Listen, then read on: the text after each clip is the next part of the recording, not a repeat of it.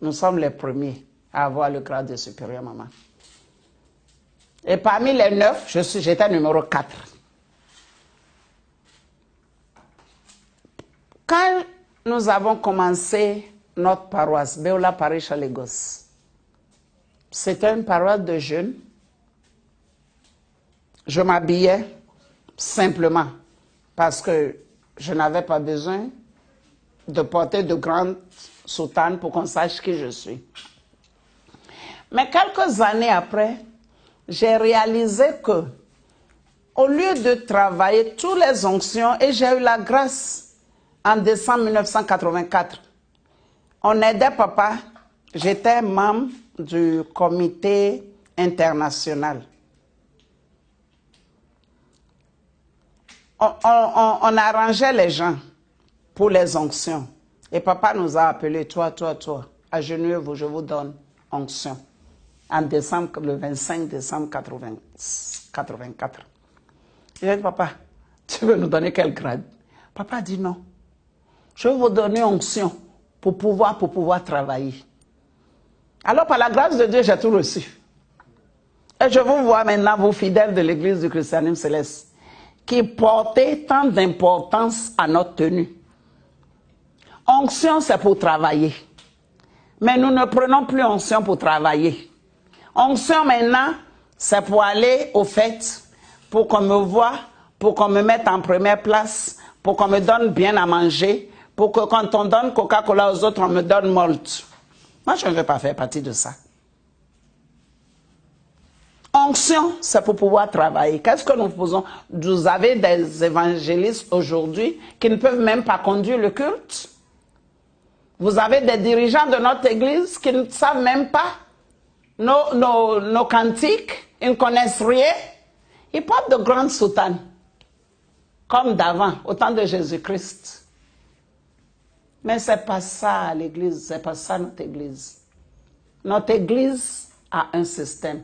C'est pour vous dire, vous célestes, que ce que nous portons n'est pas important. Mais le travail que nous faisons, ce que l'église te donne n'est pas aussi important que ce que tu apportes à l'église. Comme dirigeant de notre église, qu'est-ce que tu as apporté ces 33 ans? Tu as détruit l'église, tu es devenu féticheur, tu es devenu babalao, tu portes ta soutane pour tromper les gens. Pour prier pour eux, pour qu'ils ne connaissent pas, ils n'aient pas une relation avec Jésus-Christ. C'est ce que tu fais. Tu cherches femme d'autrui parce que tu portes grande soutane. Tout ce qui a été défendu, nous faisons. Les dirigeants amènent les jeunes filles à l'hôtel. Ça, ce n'est pas notre église, ce n'est pas l'église du christianisme céleste. L'église du christianisme céleste est arrivée pour travailler l'évangélisation, pour récolter les âmes. Pour que nous tous, nous puissions adorer Christ à la fin du jour, quand nous serons là-bas, au nom de Jésus-Christ. C'est pourquoi j'ai gardé ma cendre, mais je porte ma soutane pour vous dire que la soutane n'est pas aussi importante que ce que nous réalisons avec nos positions. Moi, je pense qu'il y a beaucoup qui disent qu'ils veulent suivre le pas de mon papa. Mon papa, originalement, si vous l'écoutez sur ses cassettes, n'a jamais voulu être polygamiste.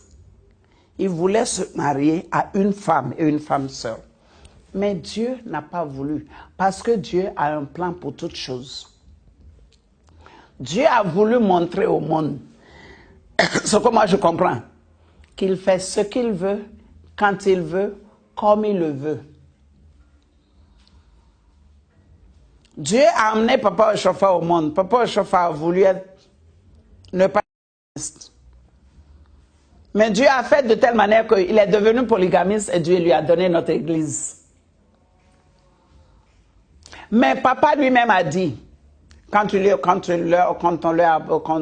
on lui a posé la question, que tu ne peux pas dire que quelqu'un fait ça, c'est pourquoi tu veux faire. Et tu ne peux pas dire que c'est mauvais.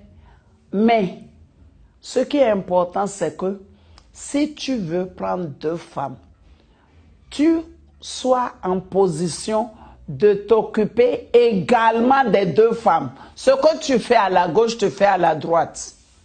Dans notre situation aujourd'hui, qui est-ce qui peut s'occuper également de deux femmes? Il n'y en a pas. Et mon papa n'a jamais demandé à un enfant d'aller chez sa maman pour prendre l'argent pour sa scolarité, pour prendre l'argent pour ses livres, pour prendre l'argent pour ses vêtements. Mais la polygamie aujourd'hui, vous prenez une femme, vous la cachez quelque part. Et mon papa nous a mis tous ensemble. Toutes les femmes, nous vivons ensemble. Et quand papa allait partir, papa a dit, si un jour on vous dit que j'ai une femme dehors, dites non, que c'est pas vrai, parce que je vous le dis moi-même. Vous êtes seulement les enfants que j'ai eus. Il a été ouvert avec tout le monde. Mais vous, vous mentez. Vous prenez une femme ici, vous cachez la femme. Vous ne voulez pas être polygamiste. Vous avez une femme à la maison, mais vous avez 10 concubines dehors. Il y a des femmes dehors qui vous font des bébés. Et vous ne voulez pas être polygamiste. Vous mentez chaque jour. Et Jésus-Christ, c'est vérité. Mais vous avez oublié la lueur de Jésus-Christ. Vous voulez suivre papa au chauffard. Lui, il a été ouvert. Il a tout dit. Il a tout laissé. Il a tout pris. Si vous voulez faire comme un chauffard, faites-le. Aujourd'hui, quelqu'un qui connaît un chauffard ne peut pas le salir parce qu'il a vécu droit. Il a été un rôle modèle. Il a été très droit avec tout le monde. Mon papa est polygamiste, je suis fière. Parce qu'il s'est occupé de ses enfants, il a aimé ses enfants. Ceux qui sont dehors aujourd'hui, ils ont aimé leurs enfants. Ils ne savent même pas là où les enfants couchent. Ils ne savent même pas comment les enfants mangent. Ils ne peuvent pas éduquer leurs enfants. Vous voulez parler polygamie? Il faudrait bien penser avant d'agir. Notre Église a des préceptes. Nous avons notre doctrine. Et nous avons nos enseignements. Si vous voulez faire votre Église à vous-même, quand l'élu sera là, il pourra vous dire, ça là, vous ne pouvez pas porter le nom de l'Église du christianisme céleste. Pour quelqu'un de monter à notre autel, de prier à Dieu, il faudrait avoir au moins 72 heures de sanctification pour monter à l'autel, même pour la prédication. Parce que tu veux t'approcher de Dieu. Dieu a dit à Moïse, dis à tes enfants, il veut s'approcher du rocher. Il ne montre même pas de se laver, de laver leurs vêtements. Nous vivons la Bible tout le temps. Et un chauffeur vous a laissé des instructions. Vous avez refusé de suivre, c'est bon. Le jour de jugement, comme il a dit, nous tous, par la grâce de Dieu, on sera là. Je viens de dire que le jour papa a rendu l'âme,